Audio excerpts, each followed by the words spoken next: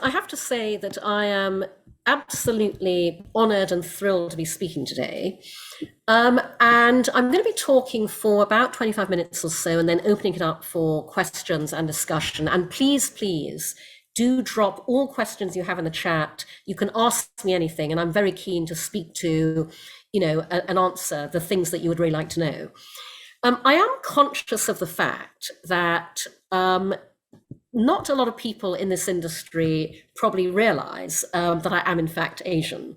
And so I wanted to just share my background with all of you up front, because I am actually half English and half Chinese. My father was English. My mother, who is 89 years old and lives in London, is Chinese.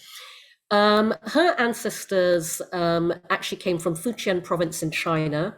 And in fact, many years ago, my parents made the journey back to our ancestral village in China. I couldn't join them at the time because of work. I really wish I'd had that opportunity. My mother's ancestors emigrated from China, actually came down through Thailand. My mother has some Thai blood in her, and fetched up just south of the Thai-Malaysian border. And so my mother is from Alostar in Kedah. While my parents met in Singapore, they got married in Penang, then they moved back to the UK. I was born in the UK, but when I was 6, my father got a job in Brunei, in Borneo. And so we moved to Brunei, where I grew up, until I came back to the UK for school and university. I subsequently worked in the UK, but during my time working for BBH, in 1996, I moved to Singapore, where I helped to start up and run BBH's Asia Pacific office. So I lived in Singapore for 2 years. I worked across the region. I ran our Levi's Asia Pacific business across the whole of the region. I've continued that involvement with Asia in my work as a consultant and a speaker. I've spoken on many occasions throughout many countries in Asia. I worked for several years as a consultant on retainer to the Japanese ad agency Hakuhodo. I continue to speak and consult globally. Post-pandemic, travel is coming back. I'm actually leaving for Sydney and Singapore tomorrow for speaking gigs. And all of this means that I care passionately about Asian representation and success. And I especially care because of all the time that I've spent living and working in Asia, where I have seen many Western companies, including our industry, coming into Asia very much operating on transmit mode, and presuming that Asia is on receive mode and not realizing how much they can learn when they switch the process the other way around. So that's why, I was absolutely thrilled to be invited to give this keynote, and why I'm so happy to be talking to all of you. And I'm going to talk to you today about, I've got 5 specific pieces of advice that I hope will help all of you in your careers and actually in life generally, in terms of what you want to do. And the first piece of advice, and all of these are very action oriented. I'm absolutely about identifying ways in which all of us can change everything for all Asians in advertising all around the world. So my first piece of advice for you today is to do with the fact that as depressing statistics and surveys show, Asians are massively underrepresented in leadership, and this is true in the corporate world generally, not just in our industry, because Asians are not seen as leadership material.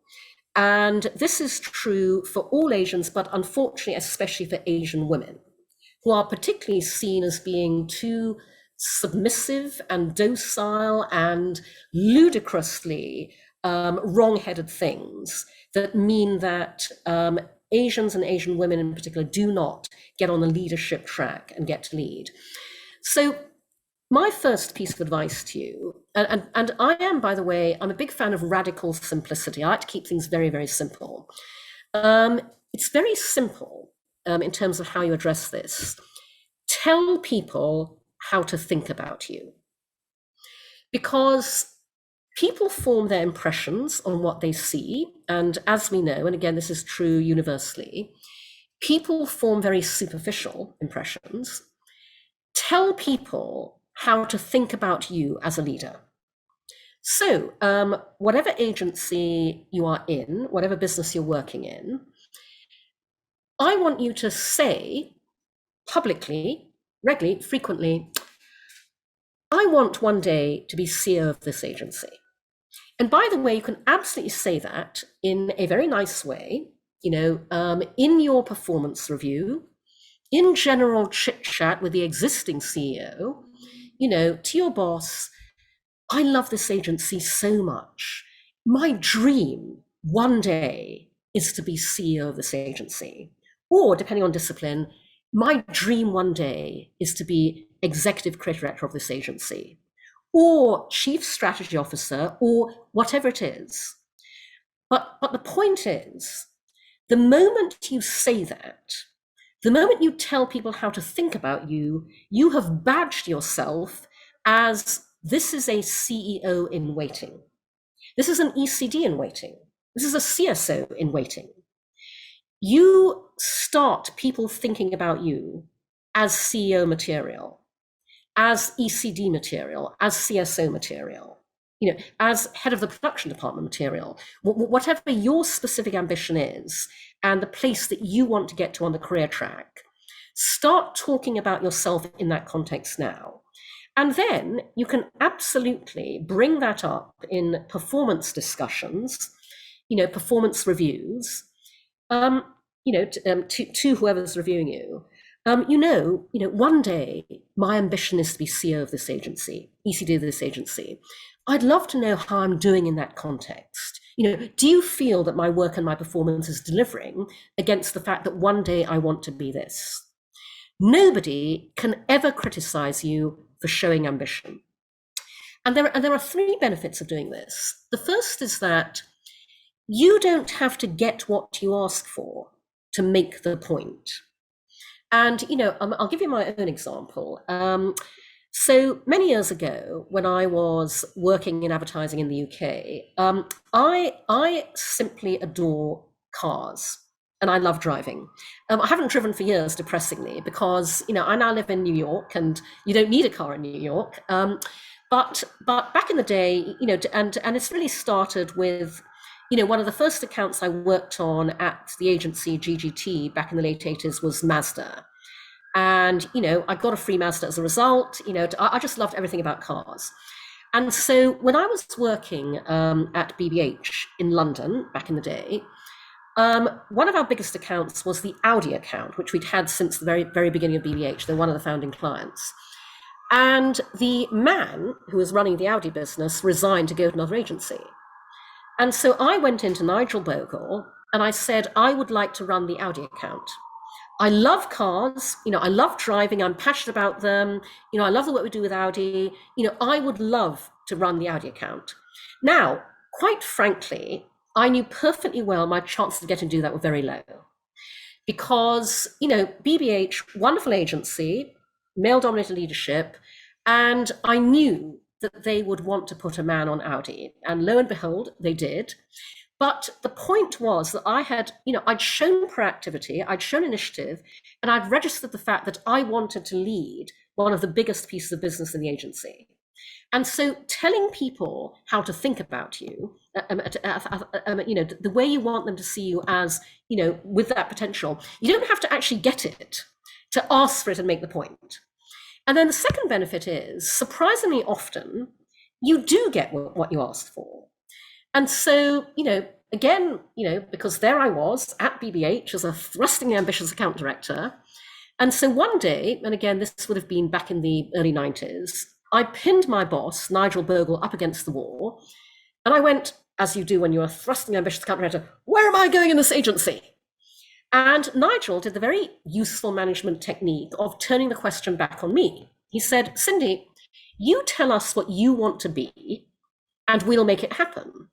And he said, don't be bounded by the realms of the possible. If you want a job that doesn't exist yet, ask for that.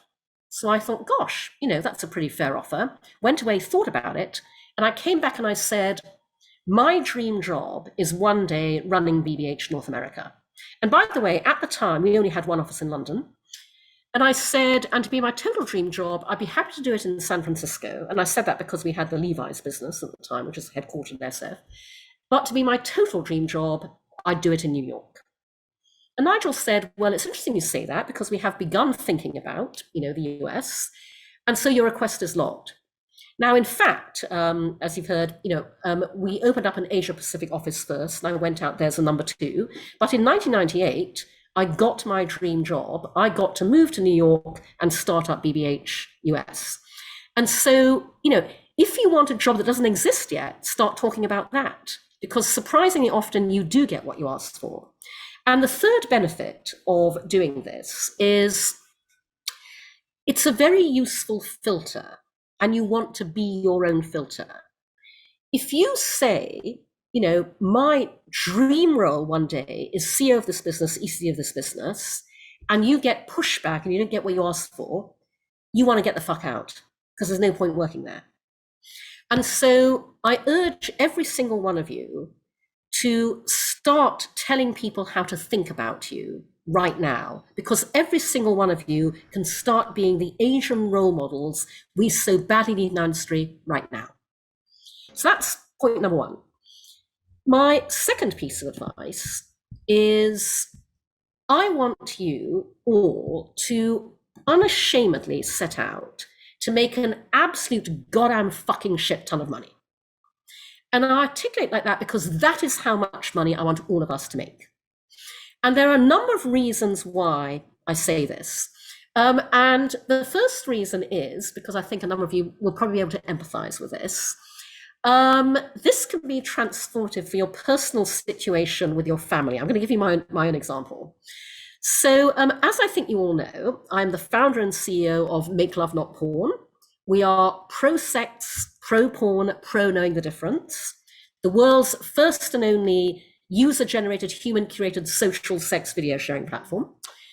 And, I didn't set out to create this business. It came about because of the extraordinary global response to my TED Talk, launching Make Love Not Porn in its original form as a little kind of public service announcement site 13 years ago. So my father was very old-fashioned English. My mother is Chinese. And they vaguely realized there was a big kerfuffle going on about my TED Talk. And my father said to me, Cindy, we'd love to see your TED Talk. So this is when they were living in Penang, and they were over in London for a vacation. I went over to London as well. And so I was staying in a hotel. And so we went up to my hotel room where this is back in the day, there was a VCR, and I had my talk on a disc that Ted had given me. And so I played my TED Talk. And by the way, for those who may not have seen it, this is the talk where I say I'm the first TED speaker ever to say the words "come on my face" on the TED stage 6 times succession. So I play the talk for my parents. And at the end of it, my father says, very interesting, Cindy. My mother says nothing. My mother has said nothing pretty much since. But I am regularly asked in interviews, Cindy, what do your parents think about Make Love Not Porn? And so my response is always, they know I'm doing something good and that's all they want to know about it. But I say, my mother is Chinese. And the day Make Love Not Porn makes an absolute goddamn fucking shit ton of money is the day that my mother is absolutely fine with every single aspect of it. So when you make a huge amount of money, for those of you who've chosen career paths that, your parents may not be thrilled about, boy, oh boy, do they ever go whoopee and celebrate you when you demonstrate to them you've made an absolute goddamn fucking shit ton of money. So that's the very personal reason why I want to do this. But the second reason is I go back to perceptions of Asians in advertising. People value you at the value you are seen to put on yourself. You owe it to all of us to negotiate for the absolute most amount of money you can get. And by the way, in your pay review, in your job interview, in your salary negotiation, what you ask for is always the highest amount you can say out loud without actually bursting out laughing. I've been giving people this advice for years, and trust me, it works. Literally every week I hear from someone, especially women, saying, Cindy, I did it, you're right, it worked. So ask for the highest amount you can say out loud without actually bursting out laughing.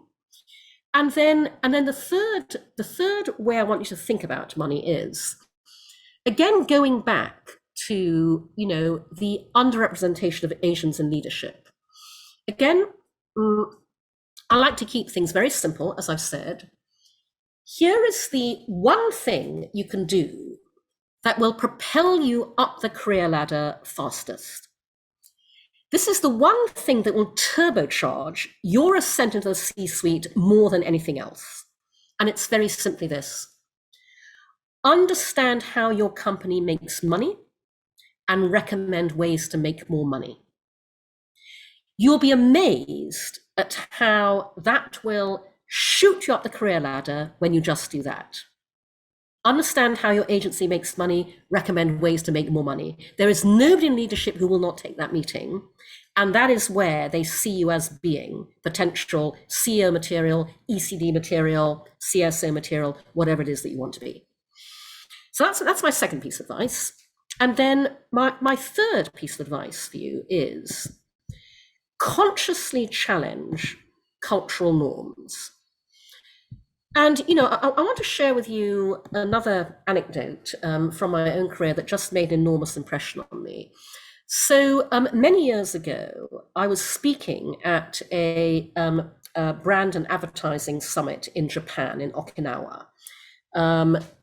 This was one of the series of iMedia summits held in Asia. And I was speaking on the future of advertising. And as you can probably imagine, this was a Japanese advertising industry conference. So there were a ton of agencies and clients. I believe I was the only female speaker on stage. And obviously the audience was dominated by Japanese men. So I gave a talk, my usual, beliefs about how industry should be reinventing itself, my philosophy of advertising. And afterwards, in the lunch break, it was a buffet. We were all standing in line for the buffet. And a young Japanese woman came up to me and she said, and her English was not very good, she said, please, I want to be you. Please tell me, how can I be you? And that made a very profound impression on me, because that was a young Japanese woman who had just seen a Western-looking woman behave on stage in a way that Japanese women are never encouraged to behave. I'd been loud, provocative, challenging in my presentation. And, I have to tell you that, Japan is one of the most backward countries in Asia when it comes to sexism and misogyny. I visited many times over the years, working as a consultant, working as a speaker. And every passing year, the Japanese women I talk to are more and more angry about their position in society and determined to do something about it. And they are determined to challenge cultural norms to do that. And, in that context, I want you to think about how you can consciously challenge cultural norms when people are misguidedly applying them to you in business. And, I'll give you an example of a tactic you can use, because, and I'll give you an example that I absolutely love, to do with a friend of mine, a female friend, who needed to negotiate her pay. So again, this is many years ago. This friend of mine was going for a very big job that she very much wanted with a very big, I believe it was a tech company at the time. And, she was going through the interview process, and this was around the time when a study was released. And by the way, these studies are released all the time, so this story is as topical as ever, that basically said that when men negotiate their salary, they are seen as strong, confident go-getters. And when women negotiate their salaries, nobody likes them, men or women included. And so this study had just come out, and this friend of mine, she and I were both in the same women's network where we were discussing all this. And she had reached the stage in her job interviews where they put an offer on the table. It wasn't what she wanted. And the next meeting was going to be about negotiating it. And so she did this great thing. She went into this meeting with, I think, several people at this company. And she said to them, so, I want to put one thing on the table right up front. I'm here to negotiate. And studies have shown that the moment I start doing that, you are going to like me less. And so I just want to get that out in the open, put it on the table, and now let's begin.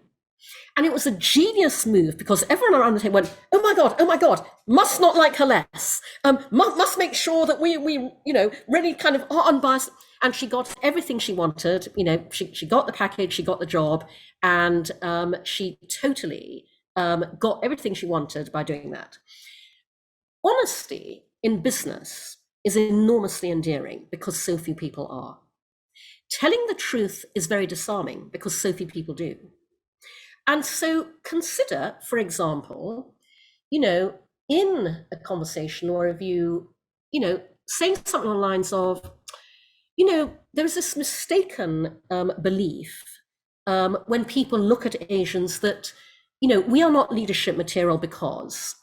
And I'm here to tell you that I burn with ambition. I'm determined one day to be the CEO that consciously challenge cultural norms wherever they are getting in your way and proving to be a career obstacle.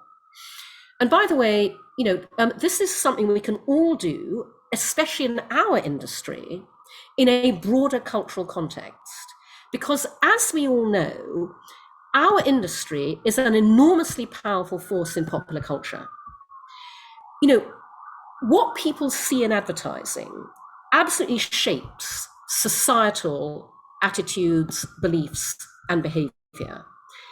And, one of the things that I'm doing with Make Love Not Porn, and, I talked about this in an interview I did with the radio network some months back, is, I am absolutely challenging the sexual fetishization of Asian women. And I'm challenging the fact that Asian men are not seen as sex symbols. Because Make Love Not Porn exists to celebrate the full glorious spectrum of human sexuality.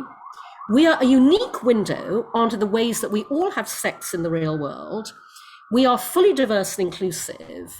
And so we represent everybody as they are sexually in the real world. And that's a really important way of absolutely challenging and breaking down those appalling stereotypes that are, fundamentally racist and so unfortunately deeply embedded that they absolutely get in our way.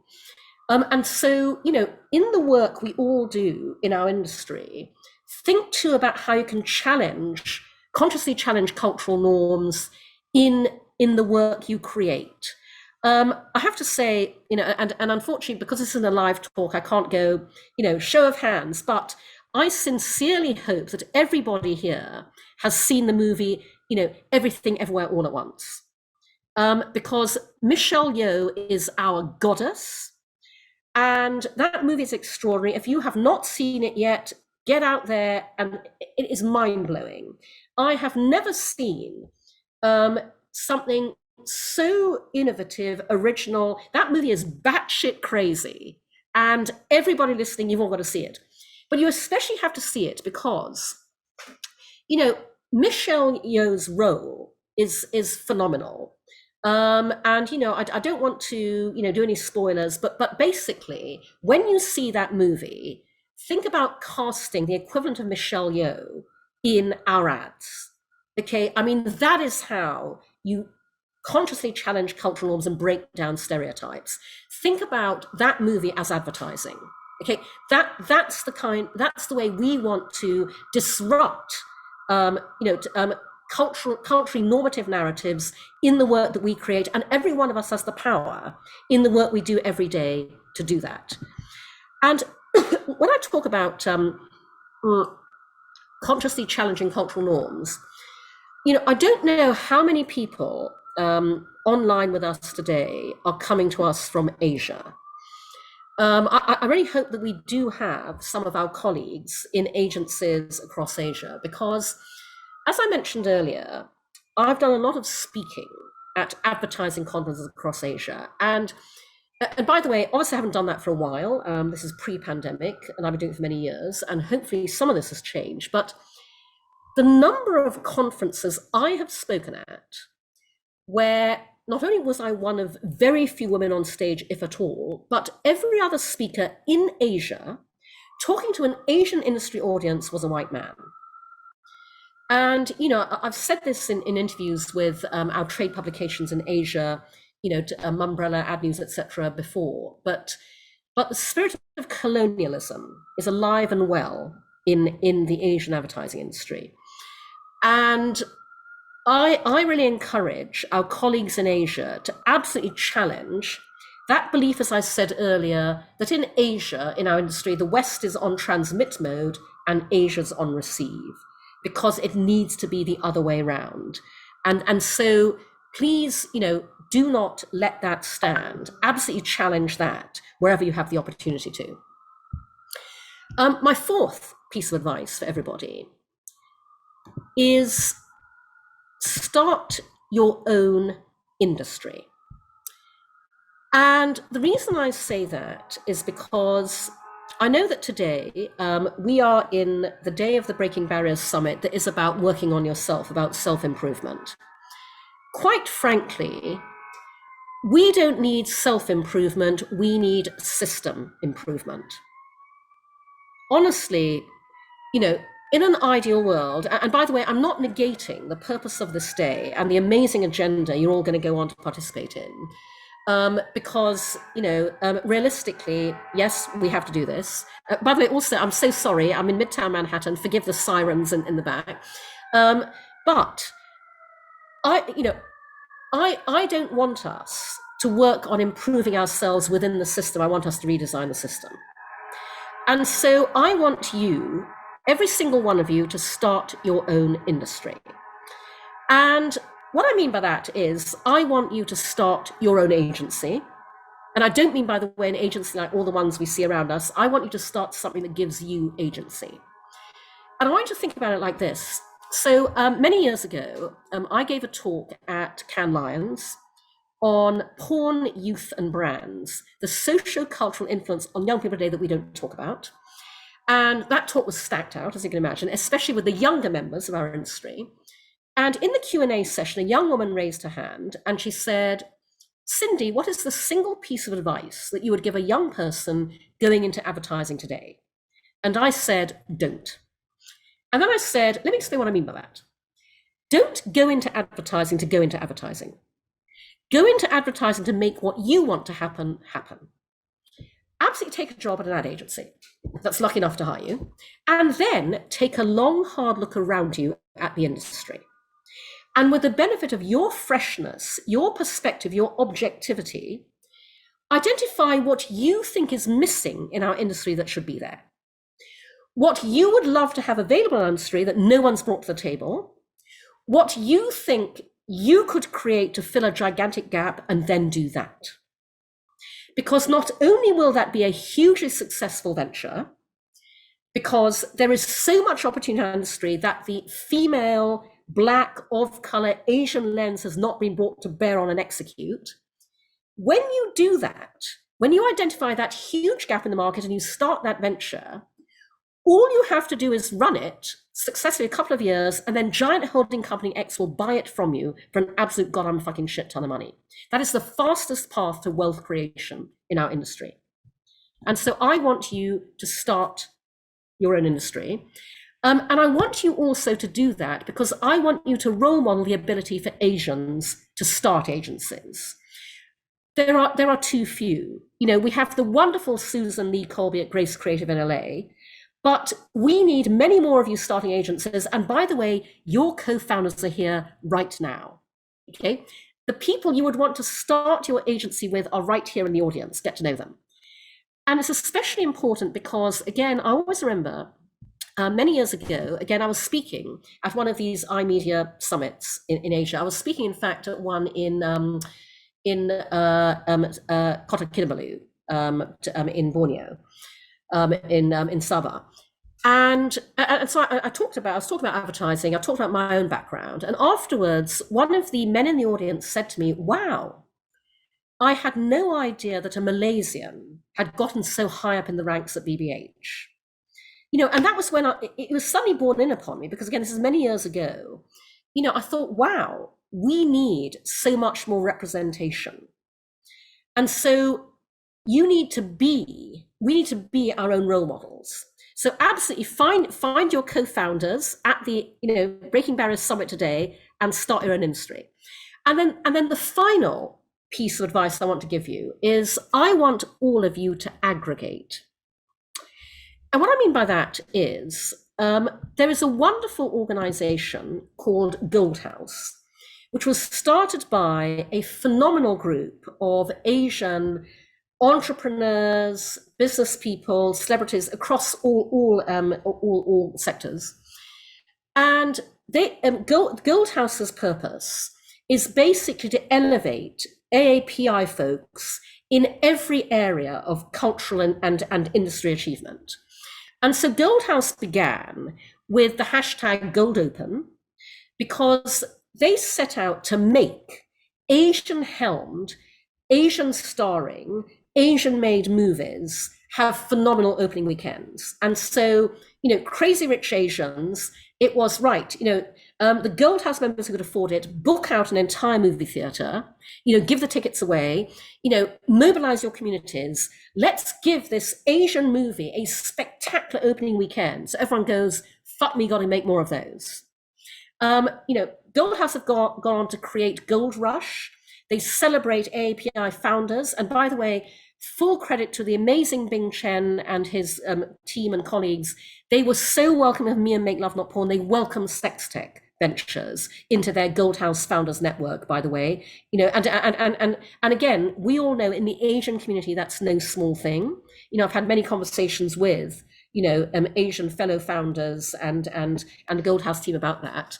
But the reason I'm sharing this is because, when we all come together in numbers, we can support each other at scale.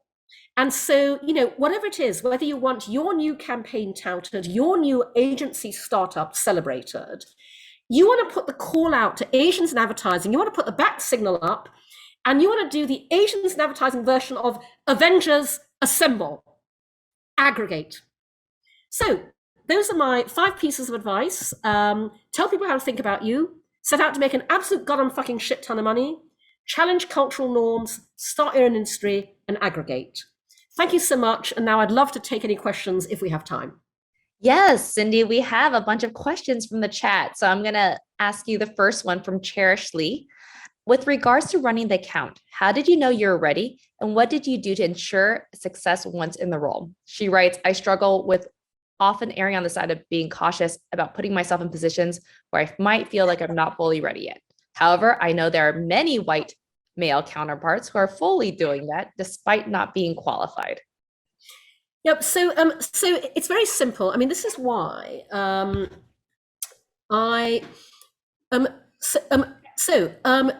back in 2013, my dear friend Thomas Hamora Premuzic wrote what is the single most read Harvard Business Review article of all time.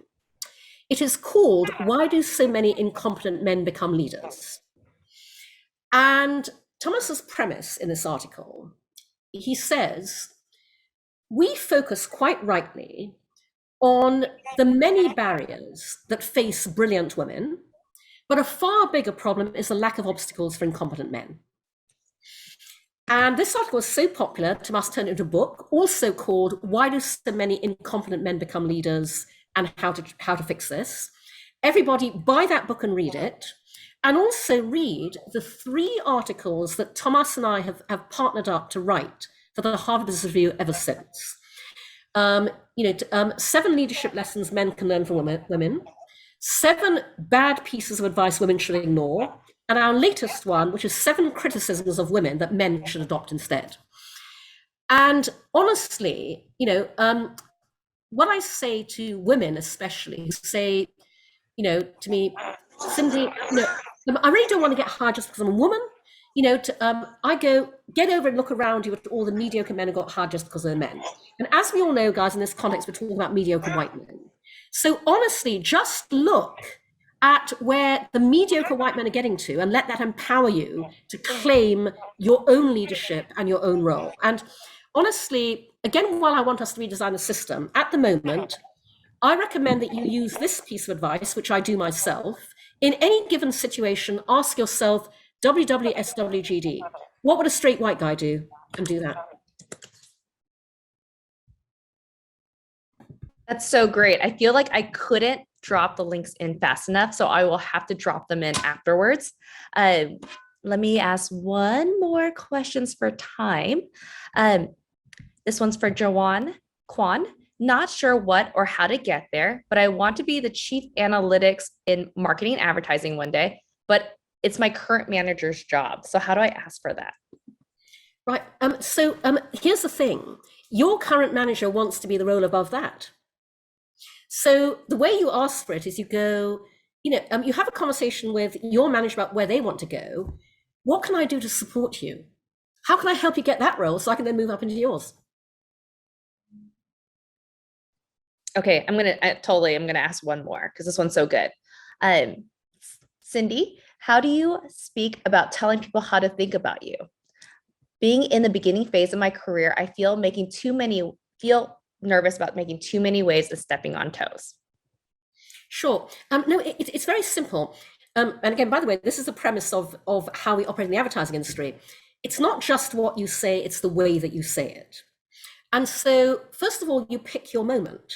That might be, when you have the opportunity over, company drinks to be talking to your head of department, you drop it in there.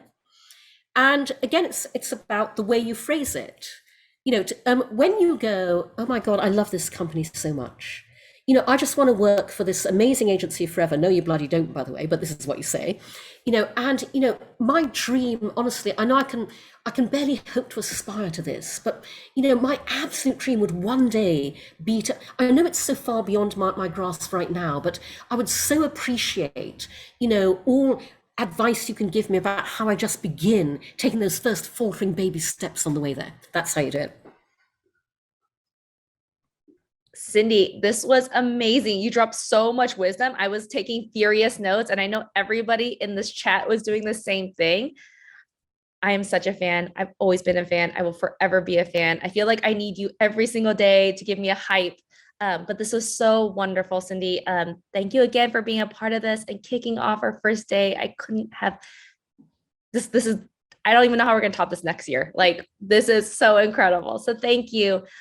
And we're going to say goodbye to Cindy. Thanks, Cindy. It's been an absolute pleasure. And everybody, if you like what I've said, support my startup, go to MakeLoveNotPorn.com, join up, subscribe. Make Asian love, not porn. Thank you very much, guys. Have a great day. Thanks, Bye. Cindy.